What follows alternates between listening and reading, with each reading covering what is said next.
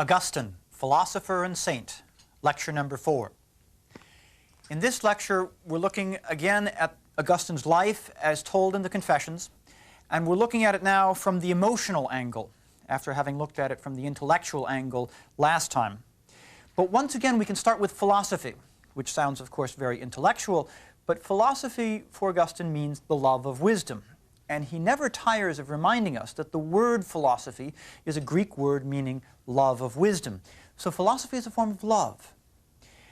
And therefore, philosophy is a way of entering into this emotional angle on Augustine's Confessions, where we look at Augustine's heart, its loves and losses. Philosophy is a form of love. It's a way of seeking something, seeking wisdom. And the philosophers in the ancient world had a theory about how the heart sought things and why. And it all centered on happiness. Think about happiness for a minute. Happiness is a final goal of our seeking. We don't seek happiness for the sake of something else. We seek other things for the sake of happiness.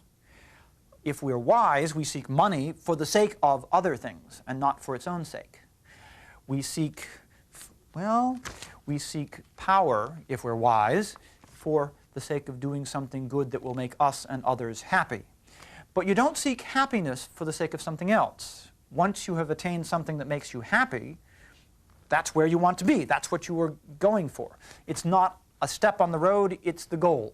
So happiness is the final goal of our lives. The problem is, of course, that most happiness in this world is temporary. It fades away. Sometimes it's just a mere passing pleasure. Sometimes it's something that lasts for a while, a few days, a few months, then fades away. Augustine wants an ultimate, final happiness, a happiness that won't fade away, an eternal happiness. That's what he seeks, that's what he loves, and of course, the eternal happiness he hopes to find, or rather, the thing he hopes to find that will make him eternally happy, is God.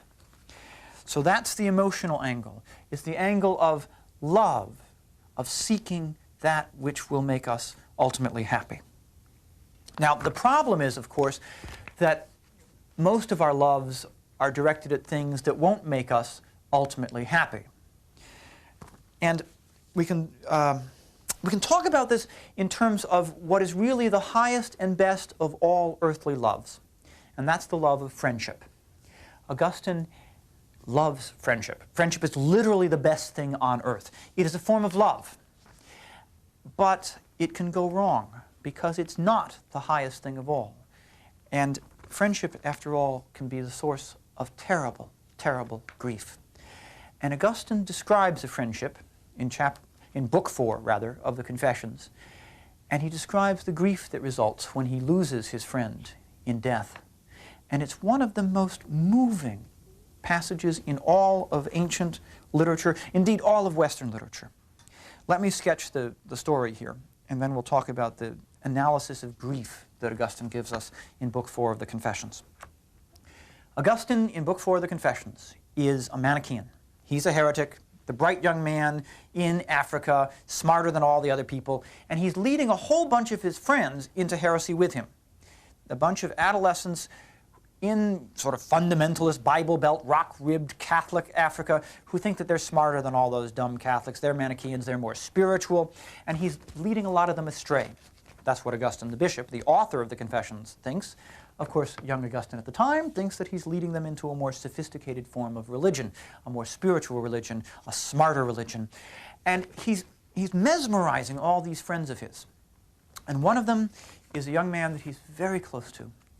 And this young man falls mortally ill. They are afraid for his life. He falls unconscious. And what happens is, while he's unconscious, they baptize him. And Augustine, the Manichaean, thinks that this is a joke.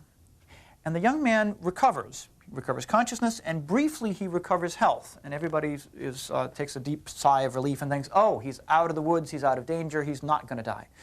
And Augustine goes to his bedside and says, well, you've recovered. And you know what they did to you while you were unconscious? Guess what? They splashed you with a little water and said a few words and said you were baptized, and now you're a Catholic. Isn't that a good joke? And his friend looked at him and said, well, his friend looked at him as if I were an enemy, says Augustine, and rebuked him. And lo and behold, his friend had turned into a Catholic. He woke up, well, he went to bed a Manichaean, or rather went into unconsciousness as a Manichaean, got baptized, regained consciousness, and he was a Catholic. And Augustine couldn't make sense out of this.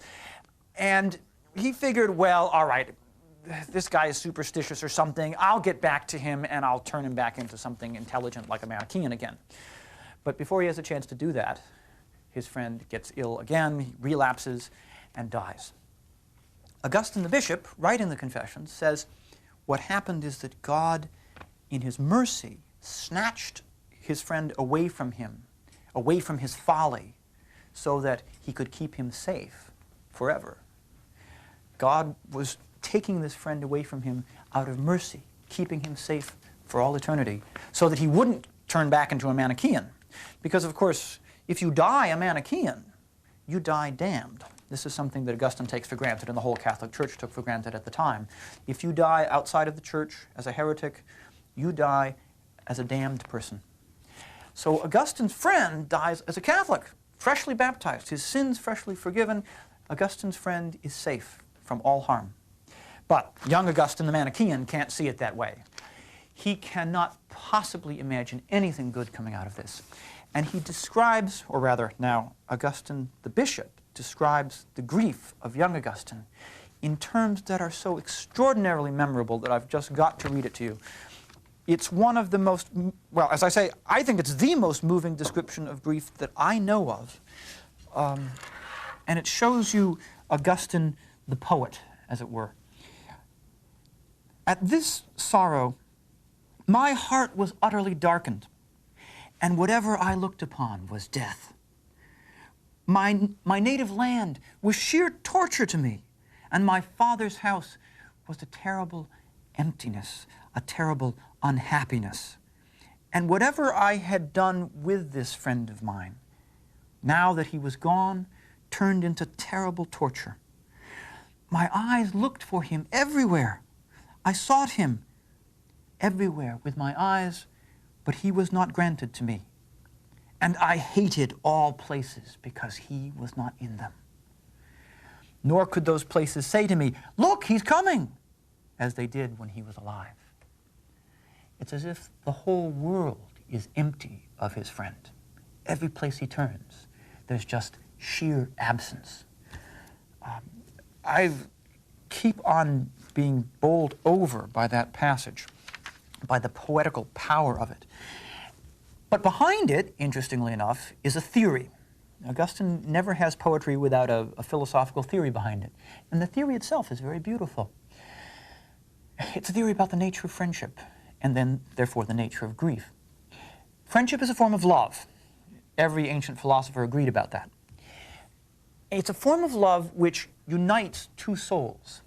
And Augustine's convinced that what love always does is unites you, or seeks to unite you with something. When you love something, you're trying to be united to it. And when you enjoy a love, that means you are being united to the thing you seek. So in friendship, you are united with your friend. Not united the way that sex unites one body with another, but united soul to soul. Right? Friendship makes two souls into one. It makes many souls into one if you've got a whole circle of friends. And what grief is the agony that comes upon your soul when it's torn in two. When half of your soul gets ripped away from you and you can't find it anymore. And you look all around the world, in every place in the world, and all you sense is the absence of that other half of your soul. You used to be one soul. Now you're only half a soul. That's why grief feels so awful. The theory underlies the poetry, and Augustine gets them to work together just beautifully. At least that's how it seems to me. I'm very impressed by the combination of philosophy and poetry in this passage. Now, what do you do about grief? It's not like you're not supposed to love your friend, after all. Friendship is good. It's one of the best things in the world. In fact, it's the best thing on earth. So what do you do? The problem, you see, that Augustine had is that he loved his friend as if his friend would never die. He was cleaving to his friend as if this friendship could make him ultimately happy. He says, I love this man as if he would never die, as if he was immortal. And guess what? He wasn't immortal. And guess what the punishment of loving what's mortal is? You're loving something that's going to die. You're loving something that you will inevitably lose. And that's what was wrong. Not that he loved his friend, but that he sought ultimate happiness in friendship, as if friendship was a love that would never die. Now, there is good news, though, and Augustine dwells on this toward the end of his discussion of grief in Book 4, and that is that it's possible to love our friends in God, Augustine says. Remember, his friend was kept safe by God for eternity, right? So Augustine the bishop can be comforted that his friend is safe for eternity, and he can love his friend in God, is how he puts it.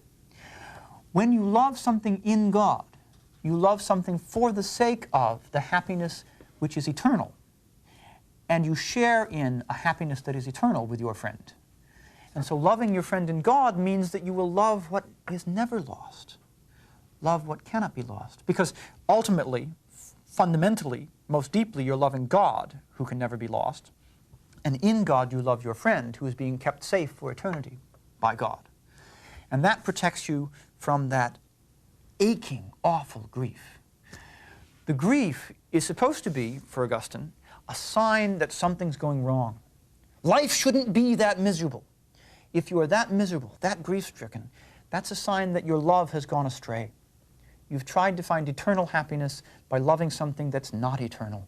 And that's not going to make you happy. It's going to make you miserable. And the more beautiful and good and wonderful the love, the more agonizing is the loss, right? The loss of a friend is much more agonizing than the loss of money, because a friend is so much better than money. When you lose a friend, your grief is as great as grief can be on earth. Let me make a footnote now. It turns out that Augustine uses the language of friendship to talk about the woman he lived with for many years. And this is an important point. Augustine has a reputation as having a wild and promiscuous youth. And that reputation, I think, is much exaggerated. He evidently went through some kind of period of adolescent experimentation. We don't know really how extensive it was. But very quickly, he settled down with one woman for about 15 years. It's very much like what we would call a common law marriage. He calls her a concubine. That's the official status that she had under the law in the Roman Empire. He was faithful to her. He lived with her and slept with her for 15 years. He actually had a son with her. And he loved her. And he describes losing her the way he describes losing his friend. For reasons that we'll get to in the next lecture, he had to send her away. Basically, he divorces her. And he sends her away, and here's how he describes what happens. My mistress was torn from my side, and my heart, which cleaved to her, was racked and wounded and bleeding. There's that image of you know, the soul that becomes one soul, two souls united and then torn apart, and your heart or soul becomes a bleeding half thing. He's talking about the woman he loves as a friend, which is really, for him, the highest form of love, is friendship. So,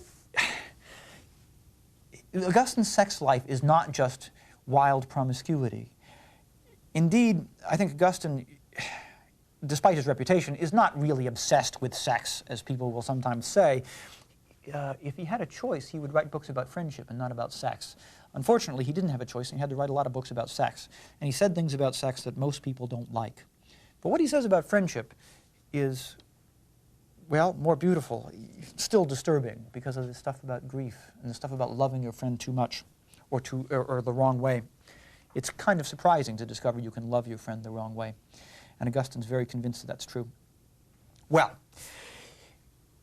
the language of love and the experience of love and grief gets even more complicated when we look at the second most important character, or should we say the third most important character, in the Confessions. If God is the most important character, and Augustine's the second most important character, then the third one after that is Monica, Augustine's mother. Monica is an amazing character. She is probably the strongest, most positive character in Western ancient literature. The only female characters I can think of who are as formidable as her are evil characters like Medea. Augustine portrays Monica as this very powerful woman, emotionally powerful, right? She didn't have social power, but she was a very powerful force in his life. For instance, when he was in danger of experimenting with adolescent lust, Augustine's mother, Monica, warned him about this, and her warning was, for Augustine, like the voice of God. Augustine the bishop says that it was God speaking to me through her voice. Of course, if you're an adolescent and you're hearing your mother speaking in the voice of God, there's a certain amount of resentment that goes with that. And you can see that or feel that undercurrent of resentment in Augustine's Confessions. She is, well, you feel about her the way you feel about a very formidable, powerful woman who is your mother, and you're a bright boy and you want to kind of escape from her. But she's also the one who's, more than anyone else, was responsible for saving his soul. And we'll talk about that in just a second. She is the Catholic mother, the good Catholic mother, right? She and Africa belong together. Africa is the Bible Belt, the rock-ribbed, staunch, fundamentalist place where fundamentalist Catholics live and raise their children. And Monica is the rock-ribbed, staunch Catholic fundamentalist. And she's Catholic to the core. When Augustine talks about the name of Christ, remember he says he drank it in with his mother's milk, and he was thinking of Monica. An example of what I mean by this Catholic mother is a dream she has. She dreamed when he was a heretic, back when he was a Manichaean. She had a dream that comforted her because she dreamed that she was standing on a wooden ruler, and the ruler was a symbol for the rule of faith, which is the creed and the Catholic confession. And an angel came to her and said, "Fear not, don't be disturbed. Your son is going to be where you are. Where you are, there he shall be." She tells this dream later on to Augustine, saying, "I'm confident that you will become Catholic again because the angel told me, where you are, there he shall be." Now, Augustine tries to reinterpret the dream and says, "Well, Mom, what he means is that you, too, can have the hope of becoming a Manichaean like me and leave the Catholic Church and be smart like me." And Monica says, no. The angel said, "Where you are, he shall be." And he said to me, "Where you, Monica, are, he shall be." So here's this brilliant son of hers trying to fight with her over the interpretation of the dream. And unlike his experience with the Catholic priests where he could argue circles around them, he couldn't change Monica's mind. He couldn't beat her in the argument. She knew what her dream meant, and she wasn't going to change her mind. Her dream was a Catholic dream. On the other hand, Monica is hardly a perfect Catholic. Nobody is. Augustine describes her as being still lurking on the outskirts of Babylon. Babylon is the symbol of the earthly secular city, the city of sin and ambition and pride and all those sinful things. You're supposed to flee out of Babylon. But Monica still lingered around on the outskirts. What that meant is she still had worldly ambitions. She had worldly ambitions for her brilliant boy. She knew that this was a lad of great promise, and she wanted him to go places in the world. So as a result, she did a number of things which Augustine did not approve of. That is, Augustine the bishop did not approve of what his mother did. For one thing, she said that Augustine needed to delay getting married. He, the adolescent experimenting was going on, but, well, think of it like this. Imagine a good Catholic mother nowadays who has a very bright, promising son. Does she want that son to get married straight out of high school? No way. No way. You send him off to some good Catholic school like Villanova or Notre Dame, and you make sure they don't get married. Well, that was Monica, right? And Augustine the bishop complains, this way, the best remedy against adolescent lust was taken away from me. I could have gotten married and used my lust the right way, but no, I had to fall into all those sins because no one was ready for me to get married. Likewise, they delayed baptizing him. He was about to get baptized once when he was very sick, but they decided not to when he recovered because, once again, they figured, let him get some of his sinning out of his system when he's an adolescent, and then we can baptize him and sort of give him a clean slate, and he'll be all right. But you don't want to baptize him before his adolescence because then he'll go on and sin some more, and he'll have to go through all the repentance they have to go through. Let's delay baptism. A typical thing, by the way, in those days. Augustine the bishop, didn't approve of that. And finally, when he was in his 30s, having delayed his marriage, Monica helps arrange a marriage for him. She arranges a marriage for him that is advantageous with a rich Christian girl who's underage, and that's why he has to send away his concubine, because he's engaged to be married to a rich Christian heiress who will further his career by giving him a lot of money in her dowry. You see, so when you're 30 and your career is launched, then you can get married. And then you don't get married for love, you get married for money. Literally, that's what he was marrying for. And the marriage was arranged more or less by Monica. So that's all kind of, well, impure, right? She's not a perfect Catholic. She's still on the outskirts of Babylon. She still has mixed motives. But even with those mixed motives, Monica is the single most powerful force for good in Augustine's life, according to Augustine the bishop. The theme here comes out most powerfully in a wonderful scene where Monica talks to a Catholic priest that has just been talking to her heretic son, and the heretic son is not going to listen to the priest, and the priest isn't even going to bother talking to him, because the priest says, look, this boy is too proud, and he's not going to listen, so you're just going to have to wait until he's ready to listen and be instructed. And Monica's disconsolate, she weeps over this, but the priest tells her, and really he promises her, the son of these tears cannot perish, right? Pointing to Monica's tears. Those tears are going to guarantee that this son of yours is not going to perish. Now, of course, Augustine the bishop doesn't literally believe that tears can save someone, but tears come not just from the eyes, but from the heart. And what is in Monica's heart is a continual prayer for the salvation of her son's soul. And God's not going to ignore that prayer. And that's what that means. The son of these tears, the son of these prayers, the son of this love that Monica has for Augustine, desiring to see his soul saved, that son of that tear and those tears and love and longing, that son cannot perish. So, on the other hand, once again, these tears are not pure. There's a wonderful episode, or terrible episode, depending on how you think of it, where Augustine ditches his mother. Remember, he has to leave Africa to go where the action is, in Italy, right? He's got to get out of this provincial burg and go to the Big Apple. So he's leaving Africa, and he's going to leave his mother too. And what he does is he says, Mom, the ship has been delayed. I've got to go across the ocean to Italy, but the ship's been delayed. Why don't you go up and pray for a while, and I'll tell you when we're ready to go. So she goes up and prays. He gets on the ship, and he goes and leaves her behind.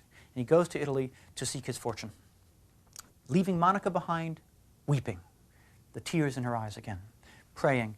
But Augustine has a kind of analysis of these tears again, because her tears are impure. She's weeping for two reasons. One is she's weeping, like always, because her son's a heretic, and she doesn't want her son to be damned. But the other reason she's weeping is just because her son has left her behind. She doesn't like to let her beautiful boy out of her sight, right? There's a little bit of what they call smother love in Monica, right? This is an impure love. This is the wrong kind of love. The love which is simply attached to the physical presence of another person, as if this other person can make you happy, ultimately, is a mistake. And Monica has to suffer grief from it, the same kind of grief that you have when you lose a friend. She has to suffer grief, and she has to learn. And the grief is a kind of, well, punishment, which has the purpose of purifying her heart, so that those tears can be tears that are really devoted to Augustine's soul and not just to his physical presence, right? So that she may learn to love him spiritually, not love him with this smother love. But meanwhile, even these impure tears, Augustine says, are a sign of God's love for him. Indeed, for the only time I can think of in the Confessions, Augustine uses the word predestination in connection with those tears. That is, Augustine was predestined to be saved, he believes. And the reason he knows that is because God cannot let the son of these tears perish. Right? There's some deep connection between Monica's prayers and the fact that Augustine is predestined to be saved. The son of these tears cannot, eternally cannot perish. So, Monica does eventually follow her son to Italy. She is introduced to Ambrose. She loves Ambrose. She's convinced that Ambrose is going to help convert her son back to Catholicism, and she's right. She's actually nearby when Augustine finally is converted and returns to the Catholic Church. And then afterwards, a few months later, in the port town of Ostia, near Rome, where they're waiting to set sail back to Italy, they're in Ostia, in Italy, ready to set sail back to North Africa. And they're delayed for a moment, and Augustine and his mother are talking at the window outside, looking outside at a garden. And together, they have a vision of eternal wisdom. Monica and Augustine together. It's astonishing. The only account I know of a joint, dual mystical vision. Augustine symbolizing, I think, reason and understanding. Monica symbolizing faith and authority, both seeing the same thing. Right? The rock-ribbed, non-philosophical Catholic believer and the Catholic philosopher together are seeking the same wisdom and seeing the same wisdom. That's what Ostia means, that philosophy and faith go together. Likewise, last episode about Monica. When she dies, more tears. But this time it's Augustine's tears for Monica. Again, the tears are impure. He tries to restrain his tears because he knows, after all, she's not gone, right? He's missing her physical presence, but he's not missing her. She's with God. She dies far from home, and she had always been concerned that she wanted to be buried with her husband in Africa, but she dies in Italy, far from home. But she's no longer concerned. She's seen her beautiful son be converted.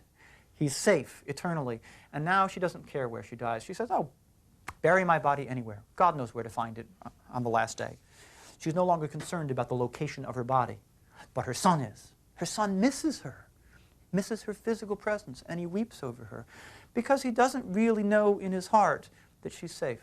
He doesn't believe in his heart that she's safe, that she's with God. He doesn't yet love her in God as he should. That's something he still has to learn. So he kind of blames himself for weeping over his mother's death. People have a hard time with that. They don't like the fact that he actually seems to be mad at himself for weeping over his mother's death. But I think what's ultimately behind it is this critique that Augustine has of the impurity of our loves. We should love one another in God. We shouldn't love one another as if some other human being could make us ultimately happy. We shouldn't grieve over them as if losing them was losing the most important thing in life.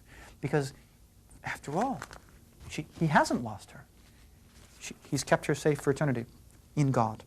God has kept her safe. So, you see in the Confessions you've got this story of love and loss. And love unites us with things. And if it unites us with something that we're going to lose, it's going to unite us with grief and sorrow and misery. That's the punishment of sin, by the way. Sin is punished because sin is loving what you inevitably lose. Sin is loving what will inevitably cause you grief. Sin means being far from what will cause you eternal happiness. Sin means turning away from the eternal happiness and glomming onto something that's only going to make you miserable when you lose it. Sin means being far from your eternal home. It means losing what you love. And one of the wonderful things about the Confessions is that Augustine's talking about sin all the time, and he very seldom seems to be talking as if he feels guilty. When he talks about sin, the emotional tone that he adopts is a tone of grief.